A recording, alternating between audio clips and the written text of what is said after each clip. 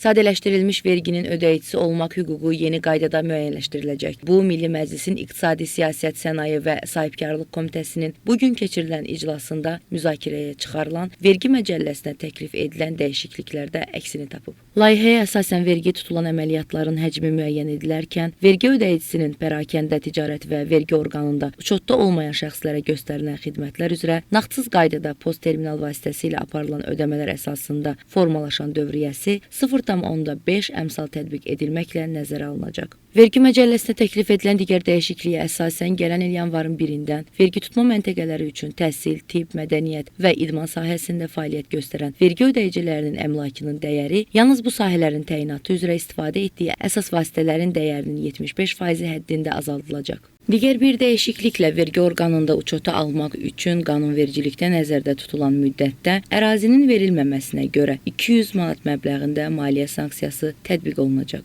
Gömrük tarifi haqqında qanuna təklif edilən dəyişikliyə əsasən gömrük rüsumlarından azad edilən malların sayı artırılır. Layihəyə əsasən müvafiq icra hakimiyyəti orqanının müəyyən etdiyi orqan Baş Prokurorluğun verdiyi təsdiq edici sənəd əsasında müdafiə və dövlət təhlükəsizliyi məntəqələri üçün istifadə olunan bütün növ texnika və texniki vasitələrin, onların ehtiyat hissələrinin, xüsusi proqram təminatlarının və silah-sursatın idxalı gömrük rüsumundan azad ediləcək. Vergi məcəlləsi və gömrük tarifi haqqında qanuna təklif edilən digər dəyişikliyə görə Naxçıvan Muxtar Respublikasının rezidentləri 2026-cı il yanvarın 1-dən etibarən 10 il müddətinə mənfəət, əmlak, torpaq və sadələşdirilmiş vergidən və gömrük rüsumlarından azad edilir. Layihəyə əsasən Naxçıvan Muxtar Respublikasının rezidentləri olan hüquqi şəxslərin səhmdarlarının dividend gəlirləri 2026-cı il yanvarın 1-dən etibarən 10 il müddətində vergidən azaddır. Naxçıvan Muxtar Respublikasının rezidenti dedikdə, Naxçıvan Muxtar Respublikasında və ya mərkəzləşdirilmiş qaydada vergi uçotuna alınan və bilavasitə Naxçıvan Muxtar Respublikasının ərazisində fəaliyyət göstərən hüquqi və fiziki şəxslər başa düşülür.